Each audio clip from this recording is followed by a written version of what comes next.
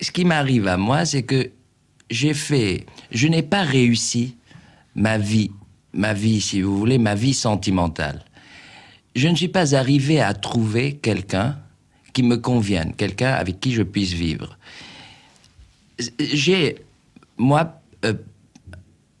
Mon idéal, c'est le mariage. Mon idéal, c'est de trouver un compagnon, une compagne pour le reste de ma vie.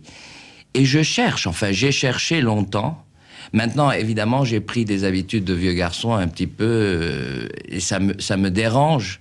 Un vieux garçon de quel âge? Un vieux garçon de 44 ans. Mais enfin, ça me dérange maintenant quand je sors de mes petites habitudes, si je trouve quelqu'un dans ma salle de bain qui dérange l'ordre c'est quelqu'un de trop. Brosse à dents, etc. C'est quelqu'un de trop, vraiment. Ça devient quelqu'un de trop. Mais si l'on s'en tenait, Omar Sharif, à tous ces clichés, on serait tenté de croire que vous êtes superficiel, parce qu'il y a encore cette phrase que j'ai lue mais 100 fois, couvert de femmes et toujours seul. C'est-à-dire, je ne sais pas si je suis superficiel. En fait, je ne le sais pas. Je sais que je vis dans le présent, absolument. Et c'est une forme, je veux dire, c'est une façon d'être superficiel, de ne vivre que dans le présent. Je n'arrive pas à m'accrocher à des souvenirs, par exemple. J'oublie tout ce qui s'est passé dans ma vie jusqu'à maintenant. Je ne l'ai pas en mémoire. Et je ne vois pas l'avenir du tout. Je ne sais pas ce qui va se passer le lendemain. Et c'est peut-être ça que d'être superficiel. C'est peut-être à cause de ça que je suis superficiel, parce qu'il n'y a donc pas de profondeur, ni derrière, ni devant. Et c'est tout le temps l'instant même qui me fait vivre et qui régit tout ce que je fais. Quelle est votre nationalité maintenant? Toujours égyptien? Toujours égyptien, oui. Mais vous avez choisi la France d'une manière définitive. Oui. Comment êtes-vous reconnu aujourd'hui en Égypte? Vous pourriez revenir là-bas? Très bien, oui. Je suis. Vos parents sont là-bas, là? C'est-à-dire non, mes parents vivent en Espagne parce que ma sœur est mariée avec un Espagnol, elle a 2 enfants. Et quand j'ai voulu installer mes parents près de leur fille pour qu'ils aient quelqu'un qui puisse voir. Non, mais c'est-à-dire que maintenant, on me demande tout le temps d'aller en Égypte. J'ai rencontré le président Sadat il y a 1 an à Washington, un jour comme ça à Paris. Chez moi, je reçois un télégramme du président Ford qui me demande de venir dîner à la Maison Blanche parce qu'il y avait invité Sadat. Et alors j'ai pris l'avion et je suis allé dîner. Et c'est le président Ford qui, en me présentant à Sadat, s'est aperçu qu'on ne se connaissait pas. Et il a eu ce mot très drôle à Sadat. Il lui a dit « Il fallait que ce soit moi qui vous présente à Omar Sharif ». Et j'ai bavardé avec Sadat, avec sa femme, qui sont charmants, j'ai trouvé charmants, et il m'a fait jurer de retourner en Égypte, enfin, de visiter un peu, de venir. Car il y a 12 ans que je ne suis pas allé. Vous n'y reviendrez pas pour y vivre? Je dis pour y vivre. Non, je ne pense pas. J'aimerais bien y passer 2 ou 3 mois par an maintenant. Il faut bien que nous soyons d'accord. En ce moment, vous êtes très peu comédien. Un film par an, 2 parties de bridge chaque jour et beaucoup de courses de chevaux. Ouais. Alors, c'est peut-être le bonheur de vivre et vous l'avez choisi. Oui, c'est-à-dire que pendant les 10 premières années de ma carrière, les 10 années qui ont suivi Laurence d'Arabie, qui est le film qui m'a fait connaître, je n'ai pas l'impression d'avoir vécu du tout. Je voyageais tout le temps, je n'avais pas de maison, je n'avais pas d'appartement, je vivais dans les hôtels. Je vivais dans un pays 3 mois, dans un autre pays 4 mois. C'était en quelle année, Laurence d'Arabie? On a commencé le tournage en 61 et c'est sorti en 62. Et de 62 à 70 à peu près, c'est-à-dire pendant 8 ans, 9 ans, j'ai vécu une vie de nomade. Alors je n'arrivais même pas à avoir des amis, puisque je ne passais que 3 mois dans un endroit déterminé.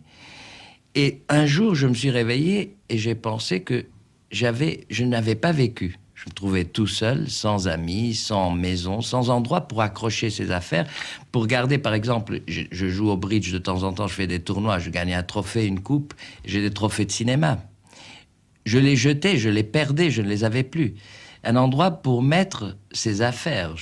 Et finalement, je me trouvais bien à Paris. C'est-à-dire, chaque fois que je venais à Paris, c'est à Paris que je me trouvais bien. Et j'ai choisi Paris et je me suis fait une petite maison, quoi, pour avoir un foyer. Alors, considérons cette date qui est importante pour vous, c'est 1961, c'est Laurence d'Arabie, mais auparavant, quand même, il y a eu toute une vie. D'abord, je crois que c'est en 1955 que vous êtes marié. Oui. Vous êtes marié au Caire avec, je crois, la plus grande vedette égyptienne. Oui, et pour vous, c'est un problème, ça, parce qu'elle était célèbre et vous ne l'étiez pas. Elle était d'un côté, elle était extrêmement... Et c'était déprimant. Elle était plus que célèbre. Elle était plus que célèbre. C'est le genre de célébrité extraordinaire. C'est-à-dire que c'était la fiancée de tous les Arabes. C'était Shirley Temple, quoi. Absolument. Au départ, c'était Shirley Temple. Mais après, quand elle a eu ses 16 et 17 ans, c'était la fiancée de tous les Arabes. Ils l'adoraient. On ne permettait pas qu'elle soit embrassée dans un film. Elle n'avait jamais donné un baiser au cinéma. Et alors, je suis arrivé d'un côté, quand on s'est marié, donc ça s'est su d'abord que je n'étais pas musulman au départ. Vous étiez quoi? J'étais catholique. Et ça a fait un grand scandale pour les pays arabes d'abord, parce que ils auraient voulu que, si elle se marie, qu'elle épouse un musulman. Mais vous êtes fait musulman. Je me suis fait musulman, mais c'est pas pareil. C'est-à-dire qu'à la base, je ne l'étais pas, et pour eux, c'était un peu embêtant. Mais c'était déprimant pour vous d'avoir une femme qui était en même temps cet ange pour tout un pays. C'est très difficile d'être marié à une femme qui est très célèbre. C'est extrêmement difficile parce que c'est difficile pour un homme d'accepter de jouer les seconds rôles. C'est la vérité, mais c'est très difficile de jouer les seconds rôles avec sa femme. Surtout dans les pays arabes, où la femme joue les troisièmes et les quatrièmes, est soumise. Elle est de moins en moins quand même. De moins en moins, mais toujours beaucoup. Elle est encore très soumise dans les pays arabes. Donc c'est très difficile quand on vit dans un pays arabe où on voit que l'homme est tout dans la maison, d'être le mari d'une femme extrêmement célèbre, de jouer les seconds rôles. Mais Omar Sharif, cette femme est la mère de votre fils. Oui. Et cette femme est toujours en Égypte. Oui, c'est-à-dire que quand j'ai quitté pour faire Laurence d'Arabie, quand j'ai commencé à avoir une carrière, mon fils, forcément, je l'ai pris, je l'ai mis dans une école d'abord en Suisse, puis en Angleterre, et elle avait envisagé à ce moment, ma femme, d'arrêter de travailler. Elle avait fait 80 films déjà, elle se sentait fatiguée, elle voulait vivre plus près de son fils et de moi. Et à ce moment-là, elle s'est installée en Angleterre, enfin d'abord à Paris, puis à Londres, à côté de Tarek, mon fils. Et puis, après 2 ou 3 ans sans travailler, elle a de nouveau eu envie de retourner au cinéma. Et elle est retournée en Égypte et elle est redevenue la grande vedette qu'elle était. Alors Omar, Tarek, à quel âge maintenant, votre fils? Il a 19 ans, il vient d'entrer à l'université en Angleterre et il fait l'art dramatique lui aussi, il veut être acteur. Vous pensez que c'est un bon chemin? Ça n'est pas du tout, je me rappelle les conversations que nous avions eues, ce que vous souhaitiez pour lui. Non, c'est-à-dire que j'aimerais bien que ce soit un acteur, mais un acteur qui travaille. C'est-à-dire, ce qui est terrible, c'est d'être un acteur qui ne travaille pas. Mais un acteur qui a du succès, c'est une vie assez agréable, c'est fantastique. Et puis, je pourrais, d'une certaine façon, revivre encore une fois ma carrière à travers la sienne. Si vous voulez, faire de lui l'acteur que j'aurais voulu être. Mais s'il devait être un acteur sans talent ou un acteur qui ne travaille pas, ce serait terrible.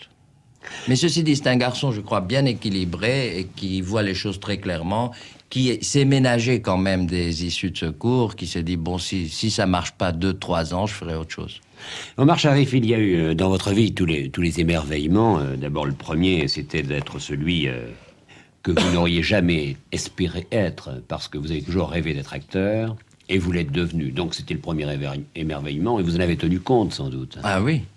Oui, j'ai eu une série d'émerveillements. Toute ma vie est une série d'émerveillements parce que j'ai toujours eu... Et ce n'est pas fini. Ce que j'ai pensé vouloir avoir. Non, enfin, ça fait 2-3 ans, je n'ai pas tellement, je veux dire, ce que je veux. Mais enfin, jusqu'à il y a 2-3 ans, j'ai toujours eu ce à quoi j'ai rêvé. Dès que je désirais en mon fort intérieur quelque chose, ça m'arrivait. J'ai voulu être acteur. J'ai rencontré par hasard un metteur en scène qui m'a dit « Tu veux être acteur ?» J'ai entendu dire « Eh bien, on va te faire un essai pour un film. » Et j'ai eu le premier rôle dans le film et puis ça a marché. Mais au fond de votre cœur, Omar Sharif, en ce moment, vous êtes l'étranger. Bon, vous êtes égyptien, vous êtes toujours égyptien de nationalité, vous vivez en France, mais qui êtes-vous? Français? Je ne sais pas. Non. Je suis justement, je n'ai pas d'identité. On vous reconnaît partout, à New York, à Paris. Mais je n'ai pas une identité précise. Je suis un oriental européanisé. Je ne sais pas de quel pays. Enfin, j'aime la France. Je vis en France, mais je ne suis pas pour autant français. Et je n'ai pas une véritable identité. Je ne la trouve pas, de toute façon. Non, En fait, votre vie aura été très riche parce que vous n'aurez eu que des passions. Oui. Le bridge est une passion, les chevaux, c'est une J'ai passion. de très grandes passions qui sont, et je veux dire qu'elles sont extrêmement fortes, mes passions. J'ai une passion très forte pour le bridge, j'ai une passion très forte pour les chevaux. Enfin, tout à l'heure, Omar Sharif, on parlait des femmes, et vous avez bien rattrapé, vous avez bien gommé l'image de Marc, et vous avez dit ce que vous pensiez d'elle, c'est-à-dire le plus grand bien.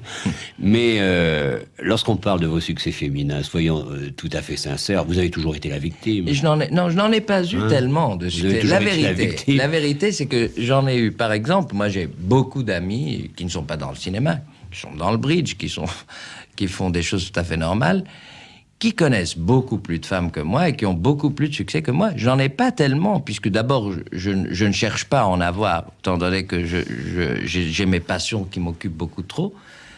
Et d'un autre côté, je n'ai pas vraiment eu beaucoup d'aventures féminines, c'est vrai. Une chose m'a touché tout à l'heure dans ce que vous m'avez dit, parce que vous me l'aviez déjà dit une fois et il y a longtemps, c'est l'envie que vous avez de terminer une vie auprès de quelqu'un.